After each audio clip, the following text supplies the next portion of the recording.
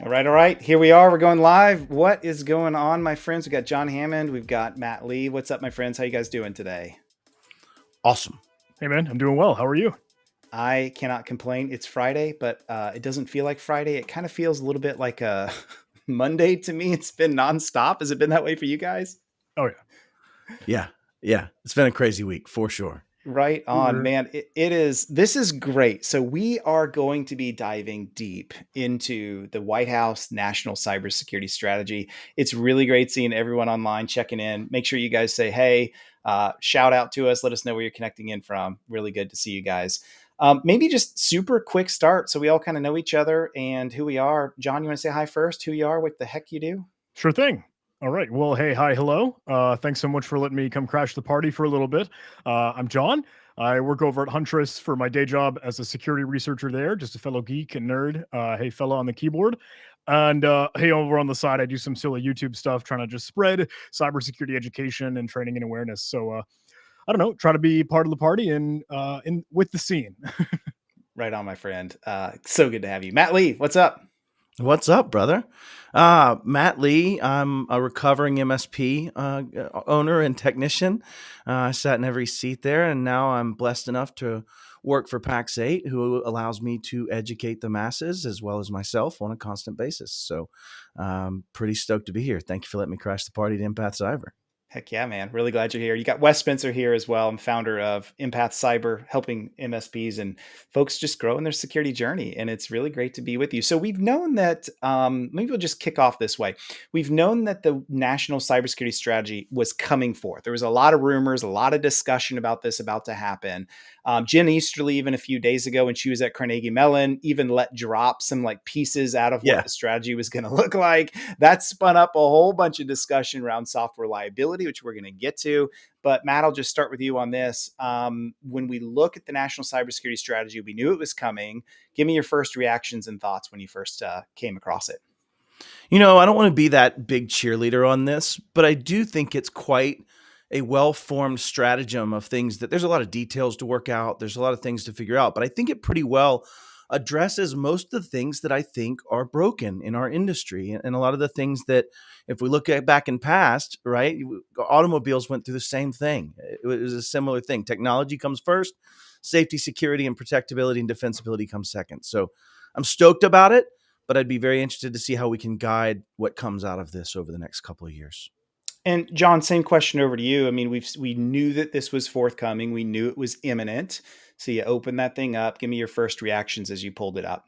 Okay. So how's my audio, first of all, by the way? Great. Am I looking good? Okay. So no, hey, I don't know how many folks tuning in have already kind of dug through whatever 40-page PDF this thing really was. So I thought, you know, I'd maybe hit a softball to kind of get the ball rolling, because I know we haven't dug into the meat of it yet. But I see a couple occasional either hot takes or folks laying out their perspective in the Twitterverse and just saying, hey, this is just a PR play. This is just some grandstanding. Right. This is just making it look like we're making the right moves and nothing's going to change. I don't know. I think it's still really early. Obviously, this thing just dropped yesterday.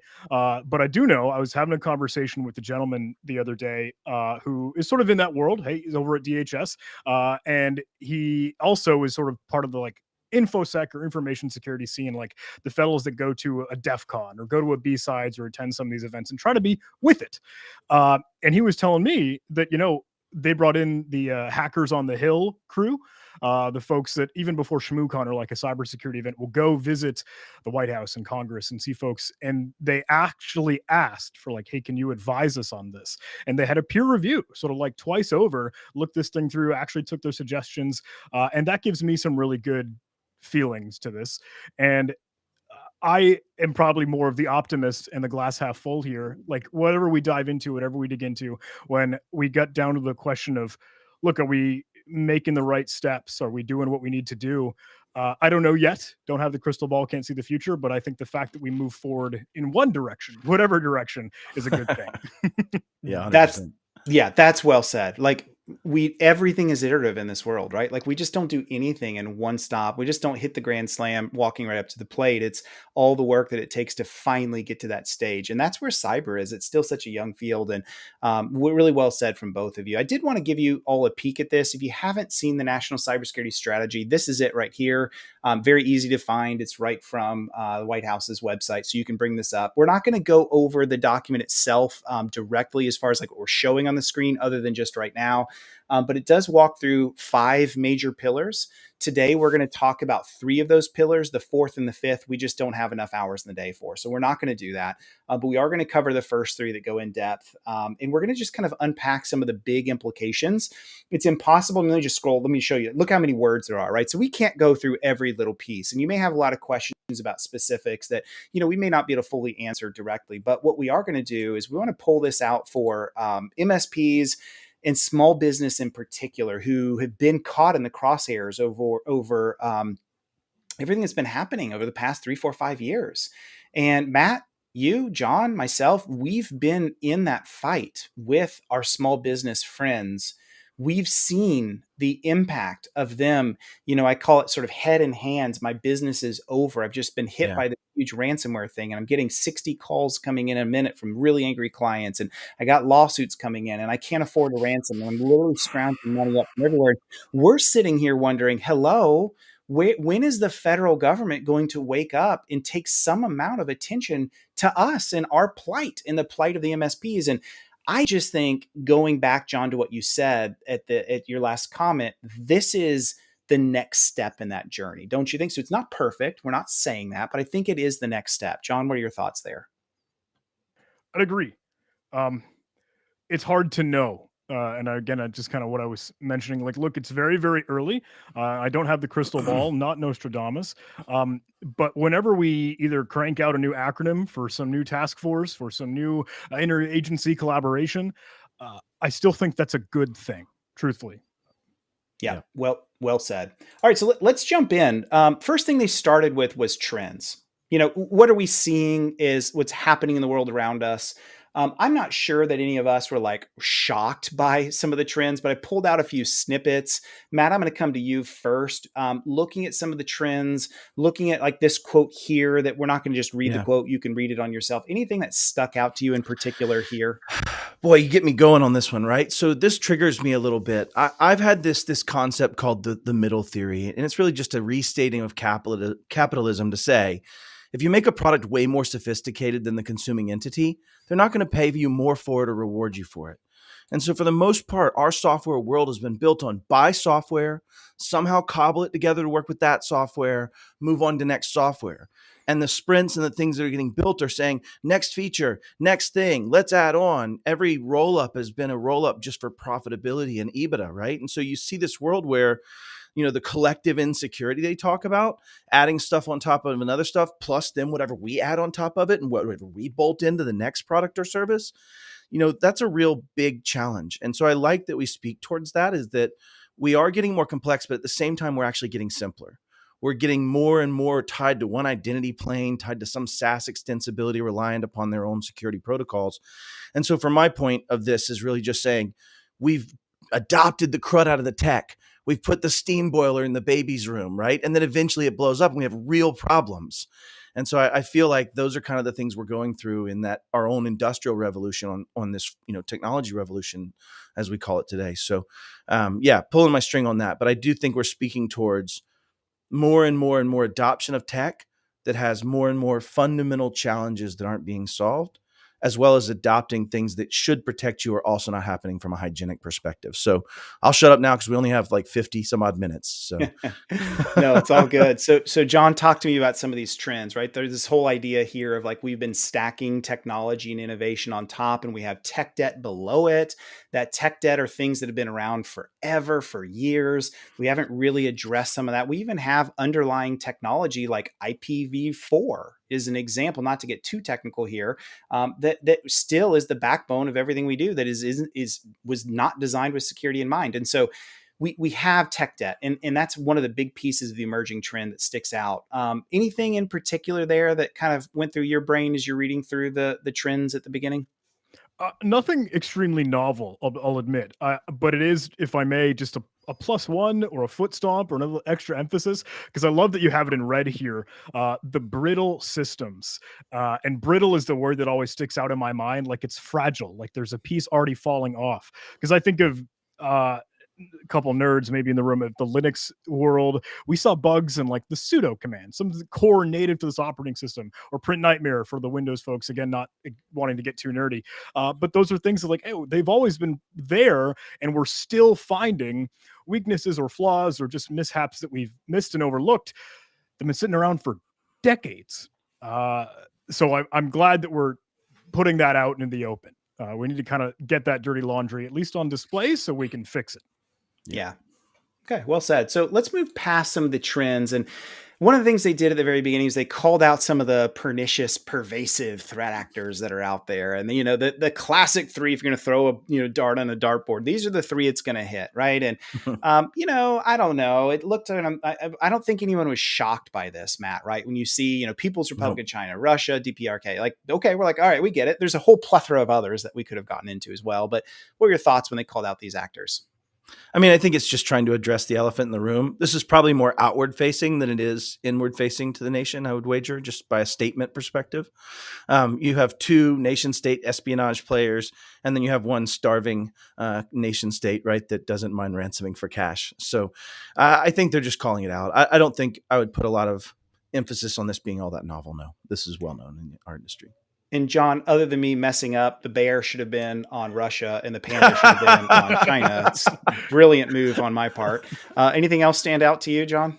No, honestly, I was thinking as I got through this segment of the strategies, like, okay, this is like the boring part. This is the boilerplate that we have to have at the beginning, because I think the administration is addressing, and I appreciate them putting it out in the open. Like, cool, these are the chess pieces on the board, but the more important question that we could go on to answer is, what are the moves that we can make? What everyone already knows this. Let's just get this out in front and let's dive into the real stuff. So I kind of agreed, like, we know the threats are there. At the end of the day, maybe some folks listening in, I don't care who it is. It's just a matter of, it's a threat. So now let's get into the good stuff.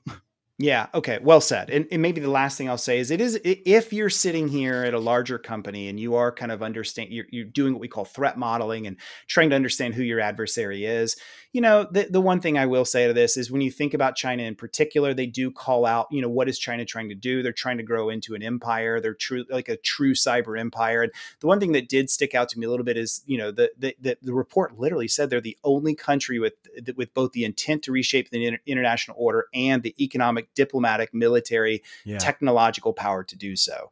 So it is, it's like you said, Matt, a spade. We knew that. It's not, it's obvious. It's not a shock, but it is good to see it disclosed from the White House, don't you think? Yep, 100%. And I do like that they call out the disinformation aspect of this. One of the interesting parts of a binary system, not to get political, is that if you have a binary system where one side is against the other and you drive a wedge between them, they get further and further apart until mitosis happens, right? And so you have this very interesting willingness of these countries to play in our political systems vis-a-vis disinformation campaigns, things like that. So I did like seeing that called out in some of the conversation there. You got it. And to the question of why does DPRK get a Pegasus? It's actually I can't pronounce it. It's like Kwanlima or something like that. It comes back to like ancient Korean folklore, and that's where the sign came from. So, okay, let's move on a little bit. Let's get into the fourth party that we had. And I almost had this as the fourth, but then I decided, no, let's focus on this one a little bit more. And we should focus because we're talking about specifically, MSPs, small businesses are focused today on unpacking the National Cybersecurity Strategy. So the criminal syndicates themselves, right? We've known these are the problem. Both of you have run up and butted up against them. John, you guys, especially at Huntress, I mean, all the way back from the GanCrab days and quite a bit. So I want you to lead off on this and talk to me about your thoughts and reactions from what the report said around criminal syndicates. Anything that stood out to you in particular? I want to pull back to go see, hey, can I get a good gem or anything worthwhile for the criminal syndicates? I'm kind of scrolling around, digging through, because in my mind, these are the more sinister threats. I think they're the ones that are going to be most rapidly targeting the small mid-market businesses or managed service providers, just because those don't make news. you know, Yeah. hey, you got a high flying, flashy, advanced persistent threat, whatever foreign nation state that we've just alluded to in the previous slide. Those are going to be the big things that get headlines and make everyone talking about it and put them out in the open. Once you've got the small stuff, and not to trivialize, but hey, mom and pop shop, bicycle store down the corner, uh, they can kind of do whatever they want for the cybercrime aspect, and then no one is really any the wiser. Because not everyone is going to be boarding up their windows because it's not going to be some big global story to it. Those are the ones I think absolutely need a little bit more love, and I'm well, not the right word in that case, Yeah, but yeah, fair. more attention in the spotlight. And I'm just grateful that that is included and certainly has its own designated segment. Yep. And I would add to that, right? The criminal syndicates, it's absolutely the easiest and lowest barrier to entry.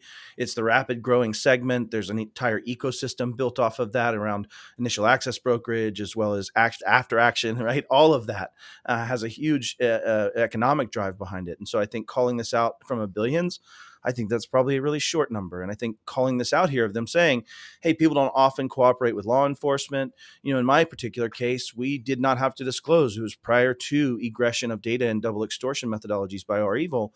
But the law enforcement still came to us and said, hey, we found that 7 victims happened within milliseconds, and we think you guys were related. And that answer was, the first time we had to actually deal with it. So I have to imagine that they're getting better data out of the criminal syndicates by monitoring their bragging about ransoms that have been paid than they're actually taking real measurement of impact in the United States. And so I like seeing it called out here.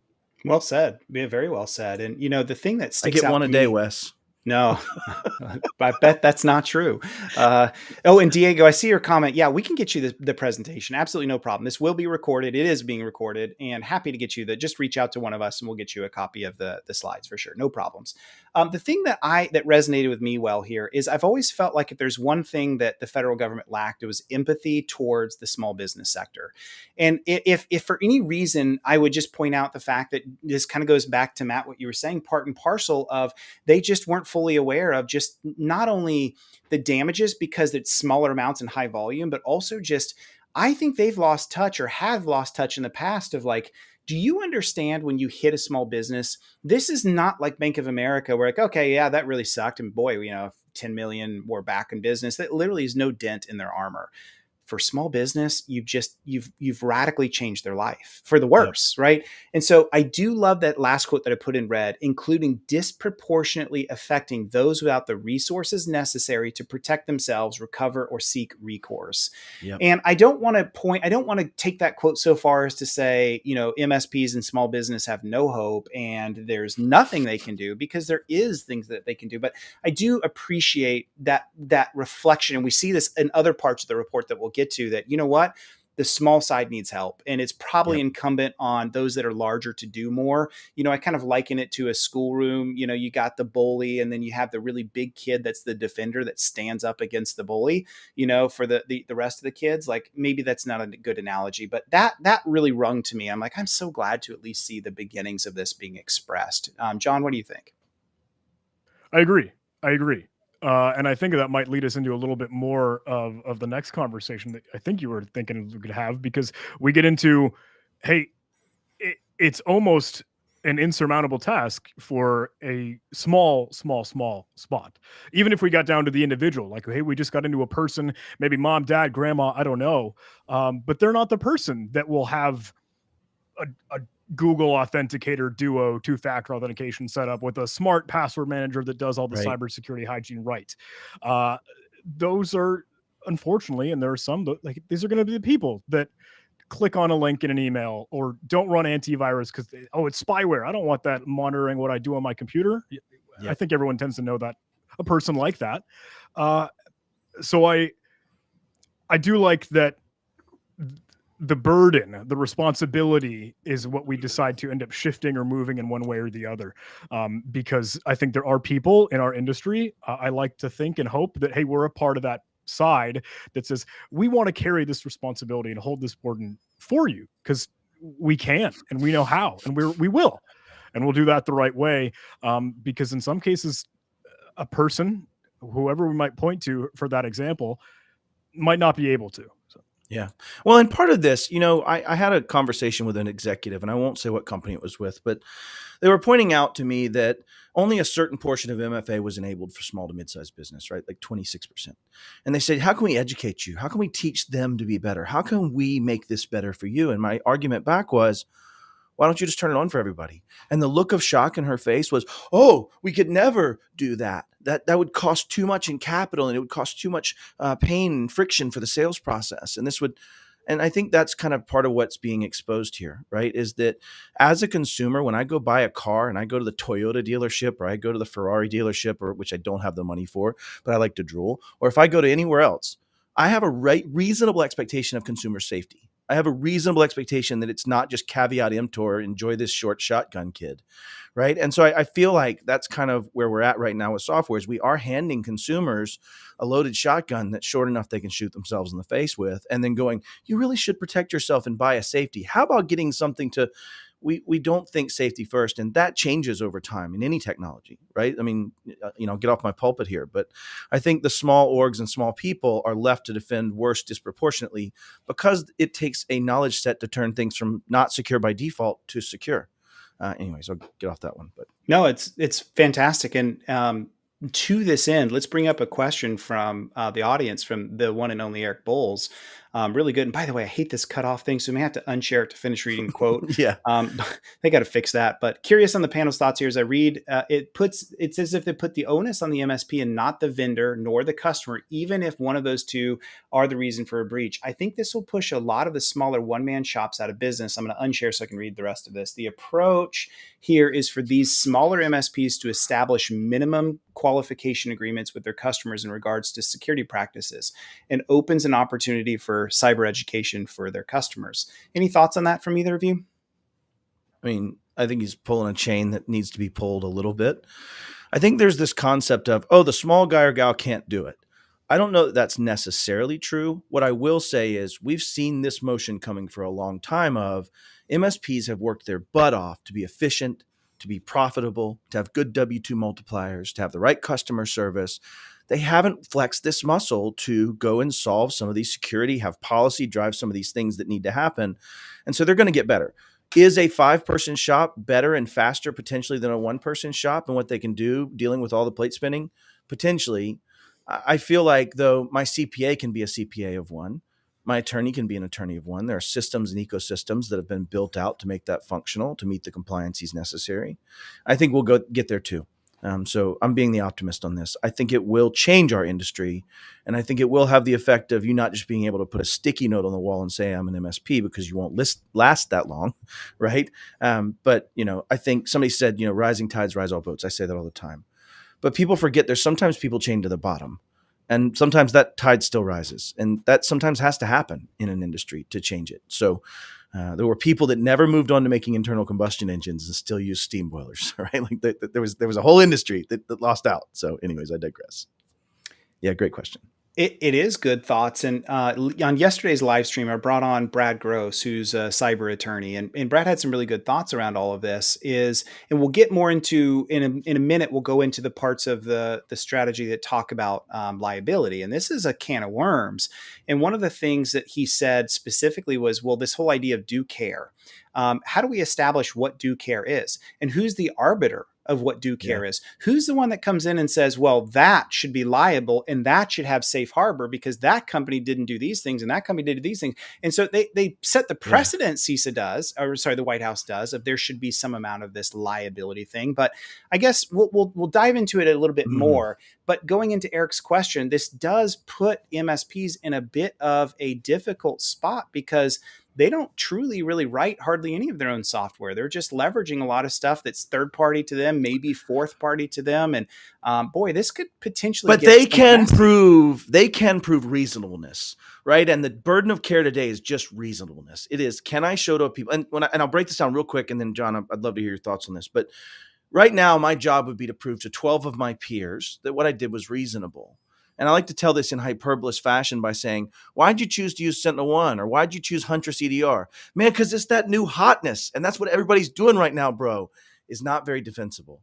However, I was following CIS Control 10, and it forced me to choose one of the softwares. Here's how I evaluate them. Here's the ones that I chose. Here's the reasons for it. Also, this is the function that it provides and the number of things that it crosses off on 10.1, 10.2, 10. Even if you're not technical and your eyes are rolling back in your head in that juror pool, it's reasonable. It's hard to prove unreasonable. And when you start talking about consuming other people's software, it's about the vetting, and it's about showing your work and how you chose them, and what is your exit strategy if they don't meet a certain requirement, and how do you have conversations to drive them to do the right things. And I believe all that builds reasonableness. And I'm having that show next week with Brad Gross myself on my show, so it's going to be a fun conversation. Anyway, sorry, John, your turn. John, what do you think? Is that reasonableness? The courts putting in your lawyer hat? Are they going to say, hey, you went down a CIS line journey or CSF or what have you, and that seems to be reasonable? What do you think? Trying to get back to, I think, maybe the end of the question that was asking, hey, what about the one person shop or the businesses that, hey, there's a sole individual that's keeping this thing afloat? Because I am absolutely understanding and I do agree. Okay, that's a heck of a lot of pressure at this point, now more than ever. I think one of the themes, and I'm going to be riding off, Matt, your coattails a little bit here, because, like, look, if you're doing what you can to keep those tools or vendors or things that you pull off the shelf accountable during that vetting process, and that's something I think we'll even chat about more within the strategy, and also the resources and material that's available and accessible to you, and that's something that people need to know and use. The strategy goes on to list, hey, all these new folks, all these new teams, all these new things that we're trying to build out so that you can have that when something hits the fan. They have a really cool line in there that says a call to one is a call to all. And that, like, hey, there are people on the field here, and this is a team sport. So whether you feel, hey, I'm just a small individual, I'm the one person shop, it's not to say it's impossible. I agree, it's harder now, but keep all those things in mind. And Wes, I think your question here was, if you get to the checkbox portion of your work here, and folks are kind of doing whatever assessments or audit, are you following those frameworks and strategies and whatever standards we've got out and about? That's what we should kind of be striving towards and use those. But it's a matter of knowing that they are out there and then implementing them the best you can. So. Okay, well said. Really well said. So maybe one more thing I wanted to come back to here before we move on. I think we all agree we love the mantra of smaller orgs do need help. They do bear too great of a burden. But when it says we must ask more of the most capable and best positioned actors to make our digital ecosystem secure and resilient, I think it's fair to say there's examples of this. Take, for example, Microsoft making some changes with some of the Exchange stuff that was happening, just literally went and I guess CISA or whoever went and patched it. Or to use Microsoft again, forcing and changing the default standards and not allowing macros in anymore. So, like, there's examples of top of market changes, but I don't know, maybe just an open question for both of you. Like, how do you take that mantra of big orgs need to do more and help those that are less able, and actually take that into wider practice? It's a tough one, isn't it? I'm noodling. I might go out on a limb here, and maybe hopefully not too far out on a limb. But I think we're all running a business. So if you've got a big org, if you're, hey, whatever enterprise organization, and you're asked to come down from the heavens to help the little folks, right? Like, at the end of the day, money is a motivator, whether or not you're a threat actor dropping ransomware or mining cryptocurrency to make a quick buck, or you're a business in the marketplace. I think maybe this is too out there or philosophical, but if we kind of just table that for a little bit, if we say, look, okay, we don't need to make this a cash grab with everything that we put our attention to, let's build up the community. Let's know and acknowledge, especially with this strategy as part of the backdrop here, we kind of need to get in this thing together. And I think that'll maybe even continue to ride a new theme and trend that we'll see later within the strategy. If we have to have that information sharing, we have to be part of the party as a village, everyone playing in concert. I don't know if that gets exactly to the root of your question there, Wes, but maybe that's a flag I'll put in the ground for now. I have a different approach to it. I think capitalism, as a result, and our legal system, especially in the U.S., typically have some corrective forces here.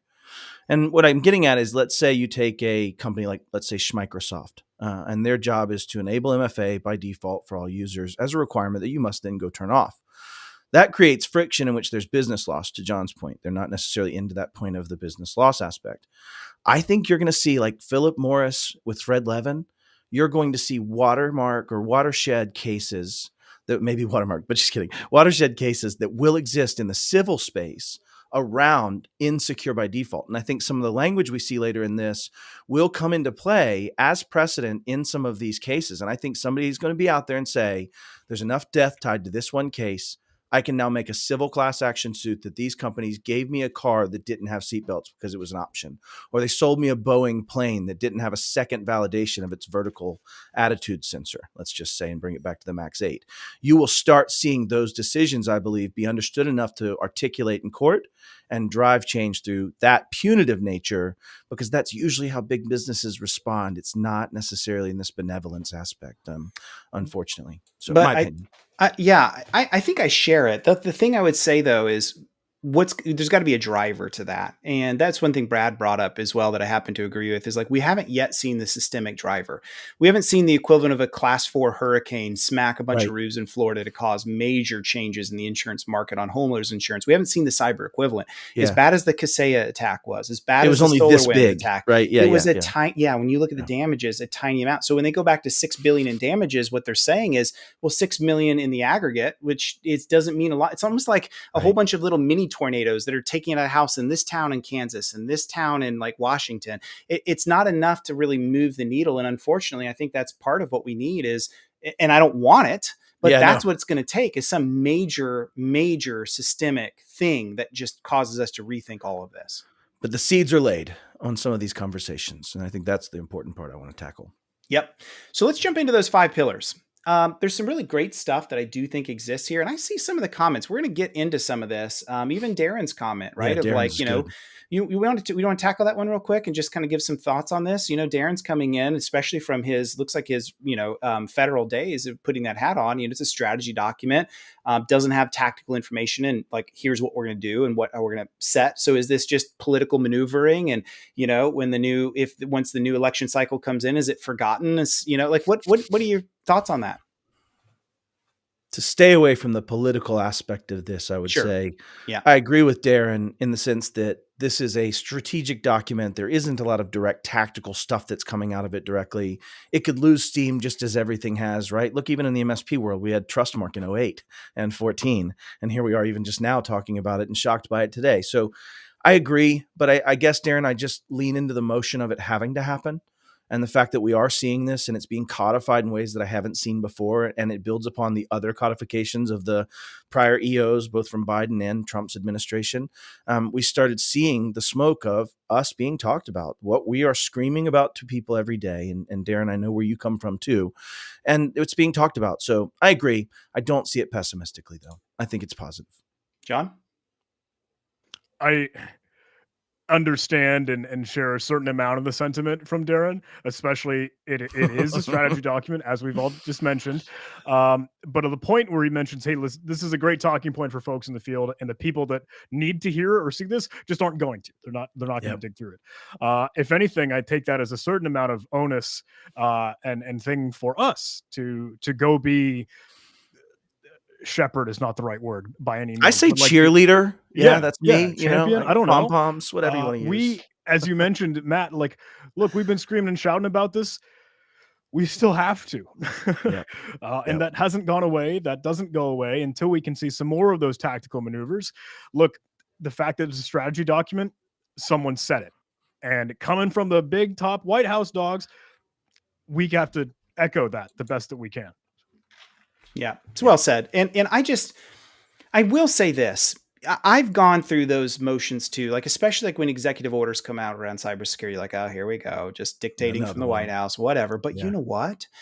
I can point to a number of these executive orders that have had major changes. You take President Obama's 2013 executive order around critical infrastructure, and that literally plays in not just to this, but it plays into what ISACs have done. It plays into like there's a lot of good that came out of a single executive order. So yeah, I guess my view is like, if this just forces one iterative next step change that makes things a little bit better, I'm happy. I'll celebrate.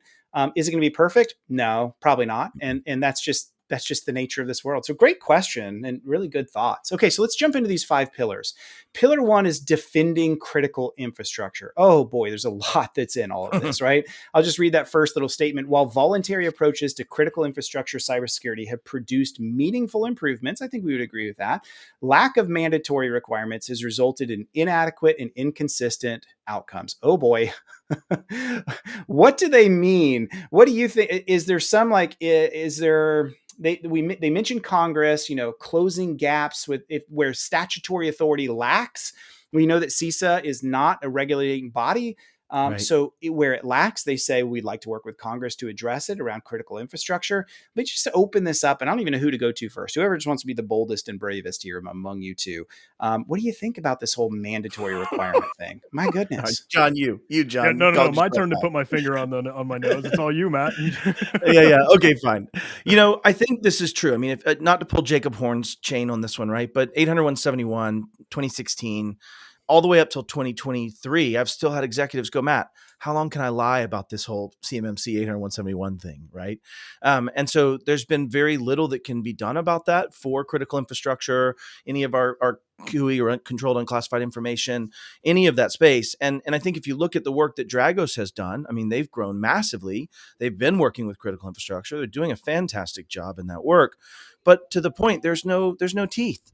Right. And so much so that they're using an 1860s law from the Federal Trade Commission for the False Claims Act to sue one of the first parts manufacturers with Rocket Jet Aerodyne or Aerojet Rocketdyne. I can't remember. I'm terrible at that. But last year, right, under an act that says, hey, don't sell us, bad milk, right? And after the Civil War. I mean, so, it's kind of interesting to see the way they've had to maneuver, which also goes back to what some people have said of use existing laws, modify existing laws, like maybe the Consumer Safety Act, right? Things like that could be moved towards some of this. But I do believe that voluntary approaches don't work. Capitalism is what capitalism is. We're going to move forward and make the profit first. And I think that Congress does need to give some teeth around some of these things, but I don't think we can solve this in this conversation. In my point on the tactical aspect of it, it's a lot. But yeah, that's my points on it. John, Well, Wes, I don't know if you mind scrolling down a little bit on your screenshot here or the website you've got pulled up to list some of those critical infrastructures, because this is often a question that I just like to kind of pose because I surprisingly get different answers to it, and I'm curious for folks, hey, you gentlemen with me, and maybe even the audience, I have a hunch in what direction this might lean, but are managed service providers right there, critical Wes. infrastructure? Yeah. So yes, under information technology sector, if that's the understanding we want to go for, are MSPs critical infrastructure? And I think pouring down into even all those other, like between your clients, your customers, the folks, businesses and organizations that you support, probably each of those have their hands in those different critical infrastructures. In which case, cool. We're part of the cool kids club, but what are those improvements? What are those benefits and now work that we're going to see done with it? Yeah. But we already have a law on this, right? If you guys go back to last March, they passed CERCIA as part of the omnibus bill, right? It's still in the works. It's still being worked out. But it very much defined MSPs. It very much said managed service providers, at least around reporting requirements, the ability to report on critical infrastructure and attacks there. And that goes back to their very beginning of this premise of the stage that people aren't sharing data. They aren't getting all of this information, and that's the whole reason for CERCIA. But if you carry that forward, also during the pandemic, I guess us and liquor stores are considered, necessary infrastructure. But seriously, though, we were allowed to go and work because we are a force multiplier at the very least, right? In the sense that we serve many, which makes an SMB feel like an enterprise. Right. If you go look at some of these, go ahead, Wes. But if you look at some of the MSPs, they are the size of an enterprise of what they support underneath them. Anyways, go ahead. My issue with the whole IT sector being, a critical infrastructure is it's so vague, right? Like It is. it really is up for debate. And I'll even steal a page out of John Strand's book. John, if you were here, he'd say, wait, why are we even talking about critical infrastructure? Why should we designate some industries as critical and others as not? They're It's all like everything's interdependent. critical. Yeah. Yeah.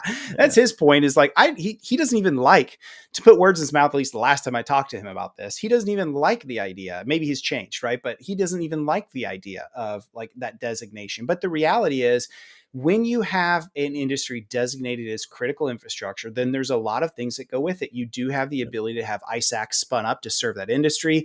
In some cases, you do have regulatory bodies, and actually most of them, we go back and we take a peek at all of these. The whole list is right here on the left.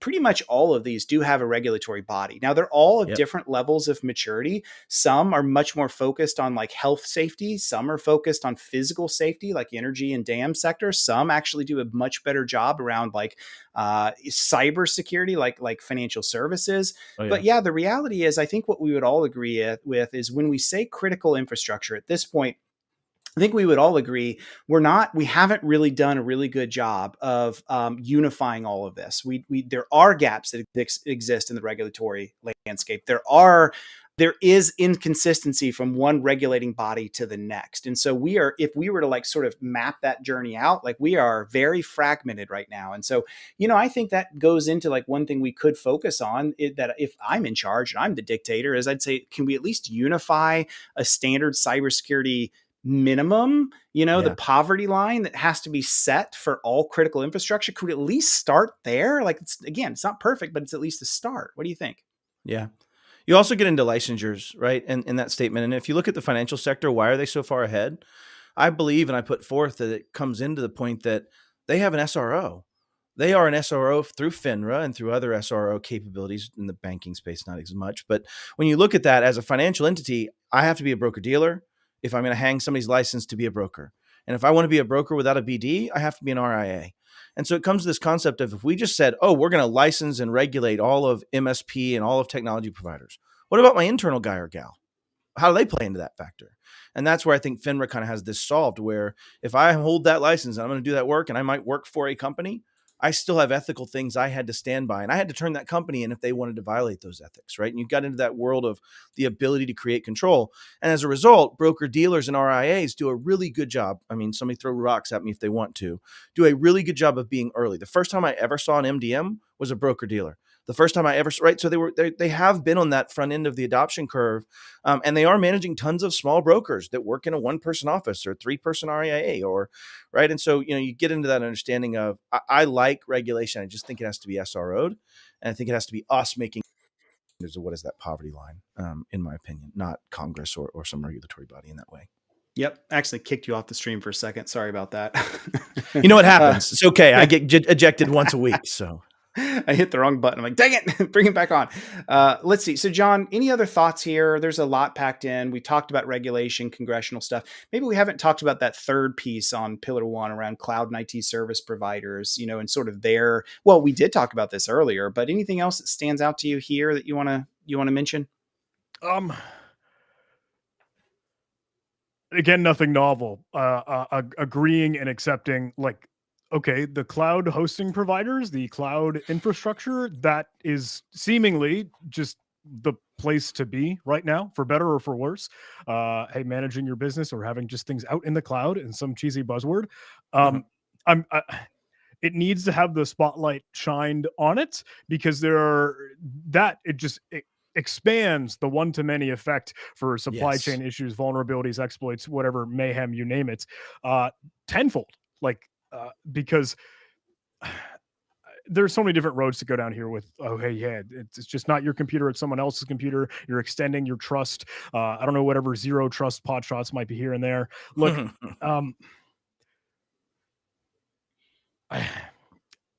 Kyle Hansloven, our CEO, one of the other fellows over at Huntress, he calls himself the chief janitor. He has one really sharp thing that I think I love to tout and just echo, if I may.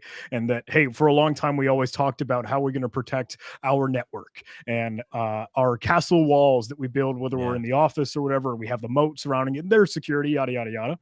All about the network perimeter. our firewall, our DNS, our email stuff. But there is no network perimeter anymore. The perimeter's dead. Well, and Phyllis Lee says, right, to quote Phyllis, she's coming on my show later today, your network ends where your users' fingertips land, right? And that's now Starbucks, and that's now everywhere, and using cloud resources from different disparate places. But I will say, for this cloud and IT service providers, number 3 probably has the greatest impact over trying to get regulations and Congress to close gaps in authority. And I think that if we looked at Microsoft to say, you can't profit from Azure abuse, and you're going to have to shut this down and you have to own it. And you start driving those cloud providers to make it secure by default. I know I'm on a single string guitar right now, y'all, but I feel like that's the biggest movement. If I was that dictator and trying to drive this, it would be very, very frank sit downs of how this world needs to continue to change for you as a force multiplier, as a mass aggregator, as a mass space for death. Need to make sure you're proving you're doing the right things to continue to harden that organization, both from a technical capability, threat research, threat advancement, which Microsoft's done a great job of. I'm not beating them up. But how you need to look at that as a force multiplier, because that's what's going to change a lot of the other things below it faster than teaching the masses, which I still think has to happen. All right. So let's move to pillar 2. Pillar 2 is an interesting one. Maybe a little bit more of our happy place is, disrupting and dismantling threat actors. And we've seen this happen, right? They kind of draw the connections between kinetic and cyber warfare. We've talked about a little bit before on other live streams about, taking pages out of what's happening in the conflict in Ukraine and what that looks like. And, that strategy, I think to me, if I had to pick one of the 3 that really I'm the most interested in is number 2. And again, we've seen examples of this, Microsoft pointing them out once again, working alongside federal government. You also see some of the larger security firms that are out there that work alongside the federal government. CrowdStrike's been known a time or two, but heck, Huntress, John, I've seen Huntress in the national news cycles many times, and I love that, right? Like those are great things here. So I think we're starting to see more maturity around this. We saw the Hive ransomware group just shut down a few months ago. So we know that the federal government is, and international cooperation as a whole is capable of takedowns. We know that they have but it takes time. It's high effort. Typically you have to wait until there's enough, they either make a mistake or there's enough, international threat. You look at even the takedown and really the arrest of our evil, all out of Russia. That a lot of that came from a lot of the pressure, political maneuvering happening. So it's great to say that, and we always applaud takedowns. But I don't know that we're going to see like a significant. I don't think this report is going to like change, the nature and scale of these things, right? So what else stands out to you from the disrupt and dismantle, John? I'm going to go to you first. Okay, thank you. Because again, as you mentioned, hey, this is sort of our happy place because it's a little bit more nerdy, a little bit more, hey, on the keyboard technical. Because in my mind, when I read through this, and I think they even mention it explicitly, they use the words in the cyber strategy of defend forward and defending forward. And it's like a weird sort of, okay, leaning in, not adversarial is not the right word because it's defense, but knowing how our threat actors or adversaries are trying to bang on the door and what we could put in place for some of those countermeasures, whether it's a takedown, whether it's, hey, go and seize and stop operations, which the strategy calls out even Emotet some time ago, and just the others that you mentioned.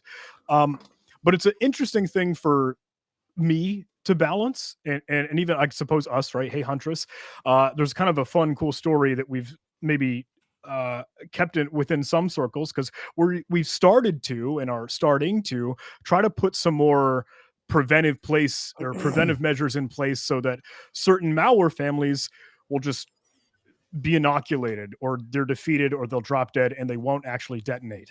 That's something that we're like really cool, fascinated by and wanting to do more of, but I'm totally cognizant that that's a certain amount of whack-a-mole. Like, hey, we're not stopping the root problem. We're just making sure the symptoms don't kick in, right?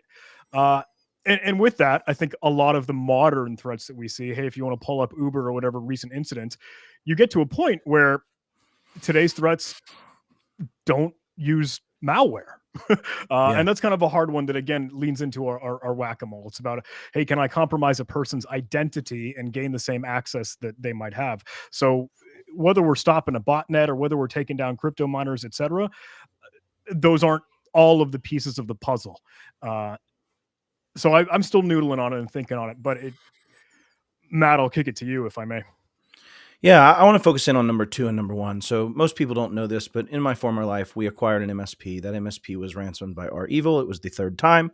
They had been a piggy bank, so to speak, for a few years. That said, when we shared that information with the federal government in June of 2021, and they sat down in our office in Texas, the FBI never circled back.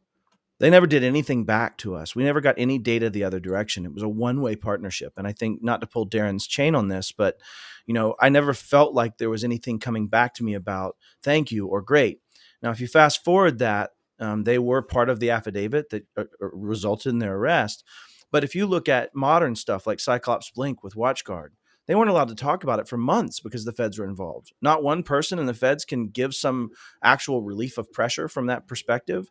Same thing with LastPass. I think there's still some information that hasn't come in from that perspective, where the public-private partnership means stepping on a company and watching their shares destroyed, even though they are involved in trying to do the right thing. And maybe I'm speaking out of turn on this from my lens of those two events, but yeah, I think it has to change drastically. Darren, I'd love to hear your thoughts in the chat about it, being from that side of the house, but I don't feel like it's a two-way street today.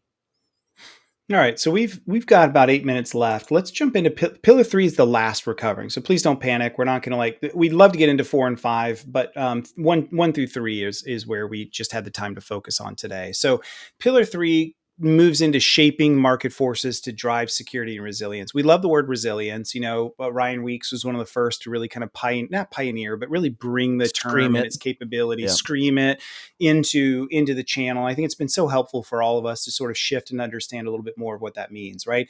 But we've talked about a little bit this already. That first piece right there will shift the consequences of poor cybersecurity away from the most vulnerable, making our digital ecosystem more worthy of trust. I mean, that even smacks of the health system, right? Like, how do we protect the immune compromised and those that are vulnerable, right? What is the responsibility of the rest of us? What should the herd be doing as a whole? Again, I think most of us would applaud the mentality. I think the devil's in the details. What exactly do we do differently to get there, and how does that work? We must hold the stewards of our data accountable for the protection of personal data. Again, we agree with that, but this comes back into, what does that look like? When are we going to see the very first lawsuit brought up around liability? So there's a lot that's here. John, I guess I'll go to you first. Pillar three, this first piece of it. Anything in particular stand out to you? I'm going to drive down a road here, and if anyone's willing to course correct me, please do. I don't know if I'm driving down the right road, but when I get into the conversation of, hey, we must hold the stewards of our data accountable, it's a lot of that transparency and being willing to go out and offer the information and share. I'll harken back to Log4j days when, hey, it felt like the internet was on fire because, hey, I don't know if this vendor, I don't know if this product, I don't know if this provider that I'm using is vulnerable, because they don't know. Right. And it might take weeks, months for them to actually come out of the woodwork and say, yeah, sorry, we're kind of popped too. And then we'll go in the frenzy and patch. I don't know if that's going to be talking about the markets. I don't know if that gets into the weird software bill of materials conversation that I know is a polarizing topic, but I do think that those are the breadcrumbs or the puzzle pieces that we have to play with. What say you? Have I driven down the wrong road there? No, man, I'll be your co-pilot on this one. I think transparency and humility being driven from both our own cultural acceptance of this giant problem that we all have to solve together, right? But also, when you start thinking about it, this makes me very happy, being better sheepdogs, but this makes me very happy, right? Because capitalism does correct. Right at the beginning, if you go back to the corollary of a car and needing seatbelts and safety testing and making sure that the engine crumple zone goes underneath the car and not through the passengers, when that was first proposed, this is going to destroy the auto industry. We're never going to be able to deal with this kind of cost. This is never going to work.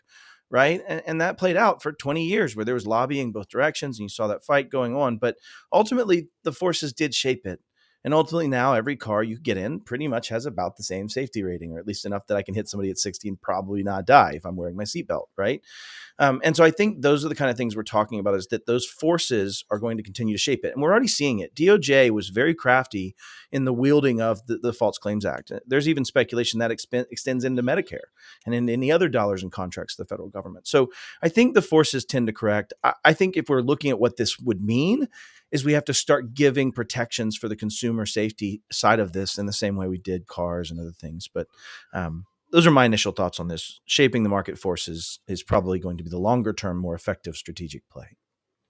Yep, well said. So moving forward a little bit more, a couple other things the Pillar talks about that I thought was pretty interesting is, talking about vendors, ignoring best practices for secure development, configuration, shipping stuff out that they shouldn't, knowing vulnerabilities exist, integrating third-party software unvetted.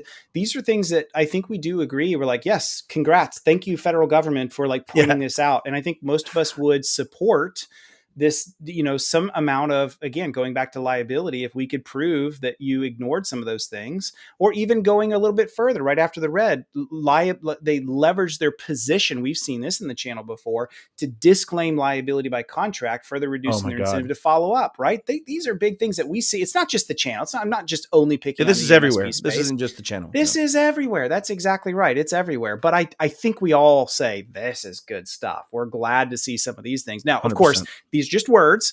We need to see how this could come into like Congress passing some legislation. But I think we'd all appreciate and encourage this, right? Yep. I don't know how it happens, but yes, I would say that is a big challenge today. If you just take this down into what me and Weeks had as a conversation was, you've got market forces saying, I'm signing this giant contract if you'll add this one feature to your platform.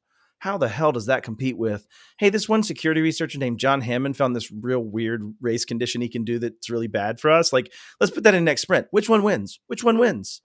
Capitalism makes the first one win, not the second. So that's the challenge that has to be fixed if I were to sum it up. Hey, I know we have just a couple moments left. So if I may, I'd love to ask even, hey, audience, hey, folks, listen in, tune in, checking to see what us three dudes happen to have to say. I honestly just tend to fall back on, like, I know it's a strategy document and I know we're not seeing the tactical stuff yet, but man, it's early. Like, this thing dropped yesterday. So can I ask that question? I'd love to see folks chiming in the chat if you're willing to. What the heck do you think? Is it right in some regards? Is it wrong in some regards? Is there something that needs more attention? Did it not give enough justice? Did we not give enough justice to one portion of component? What do you think?